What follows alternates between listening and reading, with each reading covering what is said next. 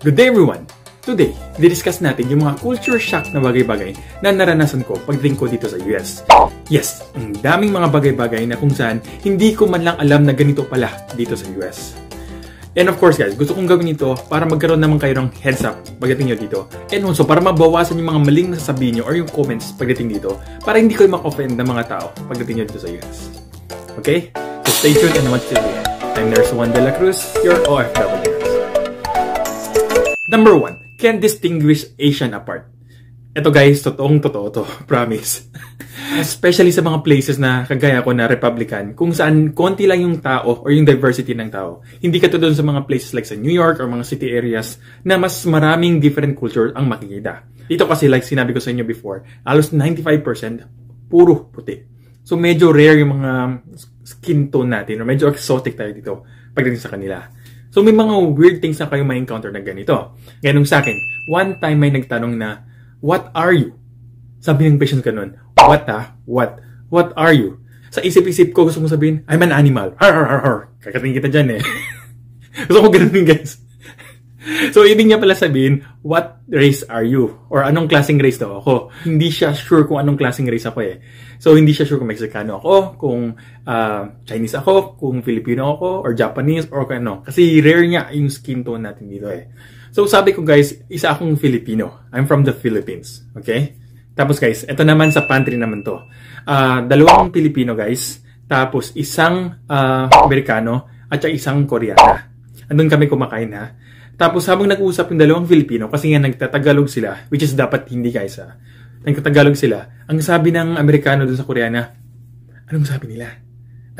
What are they saying? Sabi ng Koreana, huh? I can't understand them. Sabi niya, hindi ko maintindihan. Tagalog yan. Hindi yan pareho sa lengguwahe ko. Oh, sabi ng Amerikano, hindi ko alam yun na. Akala ko pareho-pareho magkaintindihan kayo. Kasi pareho kayo lahat sa Asia eh. So, ganun yung notion nila guys. Ganun sa ibang mga tao, okay? Hindi sila ganun ka-expose sa mga culture natin outside of the US. So, please understand them guys ha. Kung tinanong kayo ng ganong questions or tinatanong kung anong lahi nyo. Kasi, hindi sila sure. Masyadong malawak ang US para makialam pa sila about sa outside world. Kasi dito pa lang sa kanila guys, mas marami na silang problema sa mga neighbors nila, sa ibang states, mga ganon. So, daming about news. So, wala silang masyadong time about sa atin. Then, meron naman guys, pag sinabi mong taga-Philippines ka, hindi nila alam kung saan yun. Or kung anong race tayo mga Filipino. Para sa akin, medyo mahirap ang explain sa mga ganitong tao eh. Kasi, ang hirap eh. Sabihin mo, you know, the gloves that are using clitoris is, you know, I like... Mga ganun. Sabihin mo ng mga bagay-bagay about dun sa mga na-colonize America, Spaniards, ganun. Mahirap. Ang pinakamadaling sagot guys, sabihin nyo lang, Manny Pacman. Okay? Manny Pacquiao. So, oh, okay, I know that guy. Gagano na sila sa'yo guys. Kasi medyo may idea na sila eh. Yun na lang sabihin nyo, tapos walk out. Hirap mag-explain, promise. It's either Pacman or Duterte guys. Yun lang medyo alam nila. Tapos yung iba, wala na masyado. Okay? Unless na lang yung mga veterans. Kasi marami sa mga veterans nakaapak sa Pilipinas. So medyo mas may idea sila about sa country natin. The next naman guys is yung addiction dito.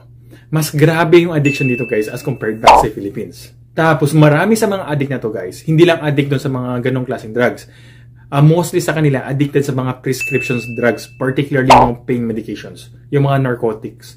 Kaya magugulat ka guys, marami kayong pasyente na nagpapa-admit dahil lang gusto nila magkaroon ng mga ganong pain shots or mga pain meds. Kasi naghahanap sila. If nakita ng doktor na hindi na nila recommended, ang gagawin ng mga taong ito is pupunta sa hospital at magbe-best actor na ang sakit, super in pain para lang mabigyan ng pain medications. Okay?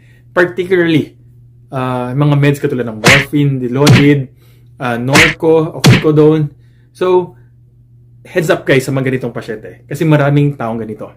Kasi sa Philippines, yung mga addict naman sa atin, hindi masyadong nagpapa-admit guys, diba? Hindi naghahanap ng ganong meds. Dito, common na common yung ganong klaseng mga prescriptions na binibigay na basa-basa sa mga tao for pain. Sa atin, may mga yellow RX pa yan, may mga second signature pa, tapos i-verify pa.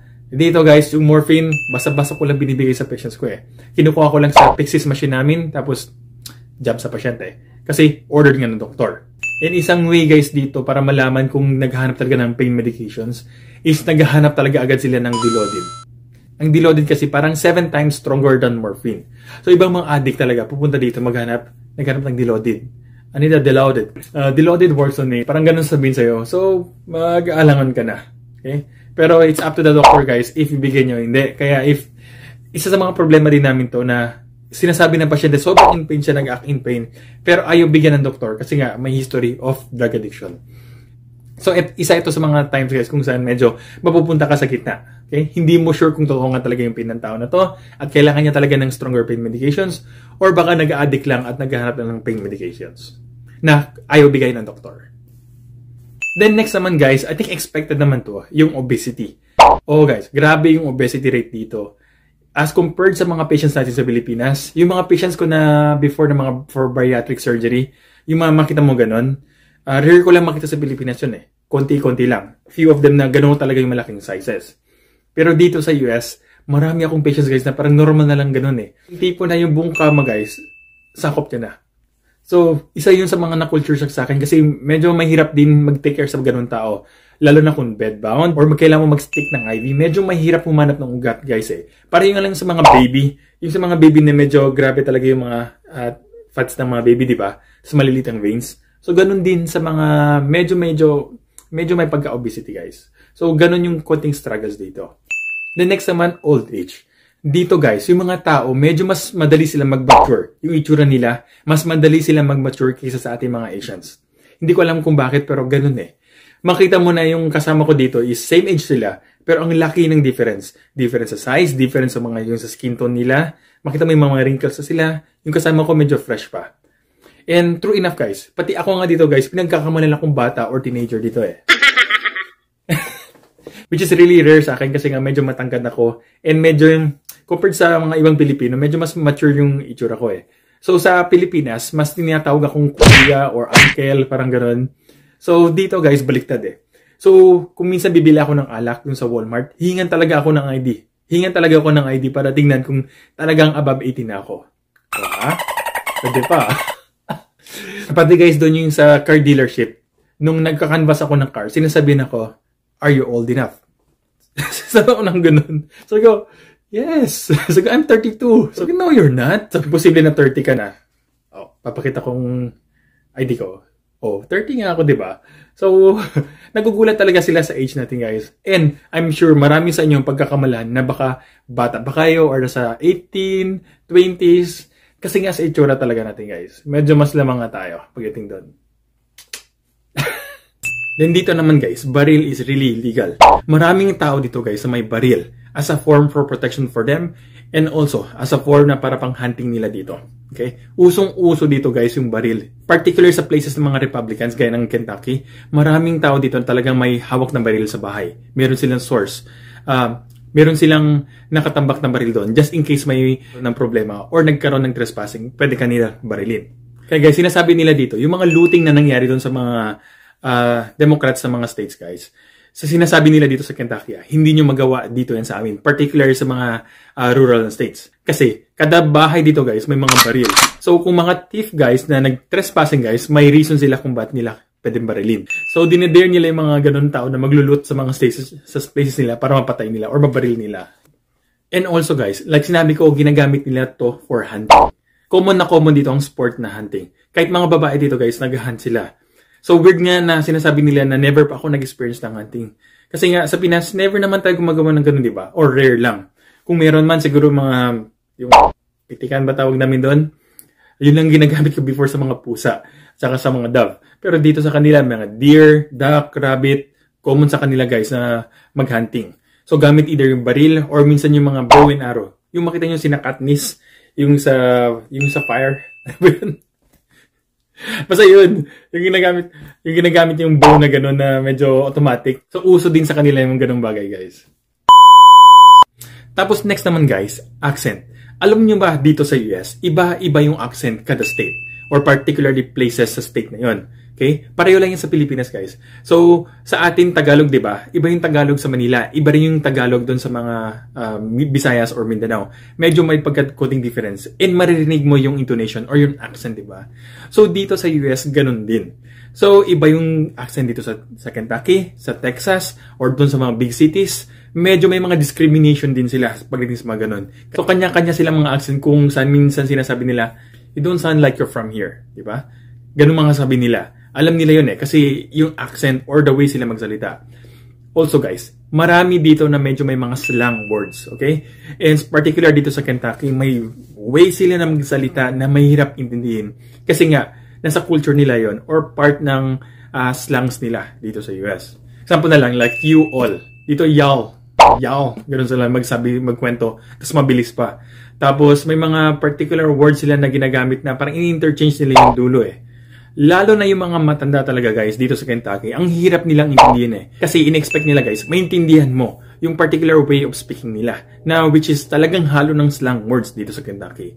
So, that's one of my struggles po, particularly in taking care of older patients. Pero as time goes by po, medyo nakuha ko naman yung mga ibang words na ginagamit nila na in-interchange nila. So, hindi ibig sabihin marunong ka mag-English, maintindihan mo na yung pasyente So, may mga variations pa rin. Okay? Next naman. Usong-uso dito guys ang magkaroon ng second, third, or fourth marriage. Okay? Normal po ang divorce dito. Huwag kayong magulat if may makita kayong mga tao na yung may 5 anak, tapos 5 yung tatay niya. Iba-iba. Okay? May ganun akong colleague na before, na ganun nga nangyari sa kanya, na pinapakita niya sa akin yung pictures ng mga anak niya. Iba-iba yung itsura So, sabi ko, ba't iba-iba itsura? Sabi niya, iba-iba kasi yung tatay Sabi ko, okay. Pokemon. Kumukolekta ng mga tatay.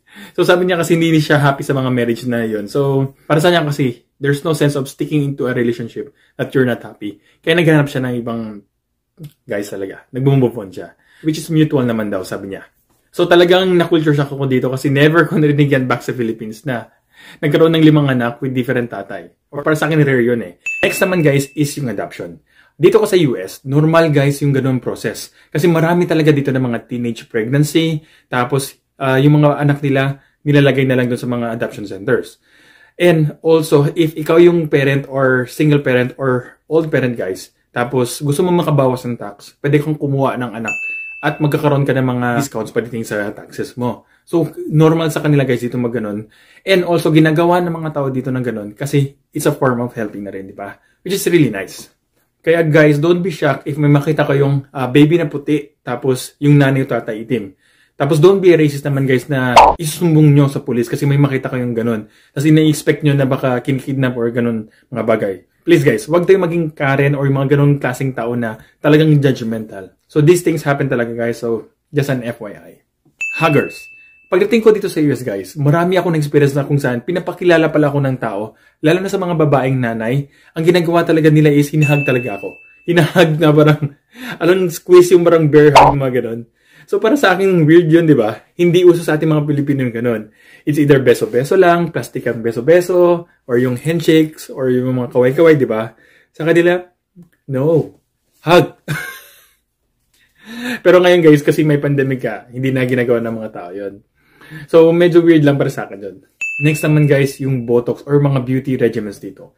Normal na normal talaga sa mga tao nandito na magpapa-Botox, ng lips, yung pouty lips, tapos, pati yung tanning guys. Alam nyo ba, marami dito sa US na halos every month or twice a month, usually mga kasama ko sa trabaho, na nagpapatan sila. Para hindi sila magmukhang puting-puti or putlang-putla. Okay? Normal yan sa mga tao. Kaya if may makita ko yung tao na medyo orange-orange talaga, tanning yan guys, okay? Huwag kayong mag-rude na medyo mag-discriminate sa kanila or maging racist na ginagawa nila yun kasi gusto nila maging kakulay natin.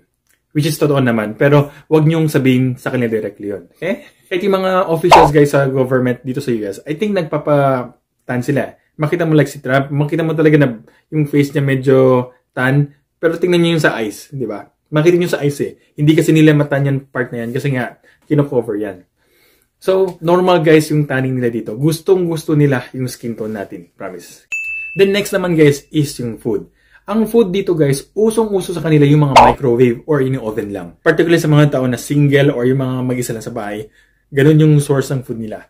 Hindi kasi practical na bumili ka lagi sa labas eh. Like yung sa fast food or lalo na dun sa mga restaurant kung saan mahal na ngayong pagkain, kailangan mo pa magbayad ng tip. Okay? And nakakahiya magbigay ng pinaka-minimum na tip na nakalagay doon sa mga receipts nila. Okay? Medyo nahiya pa rin ako.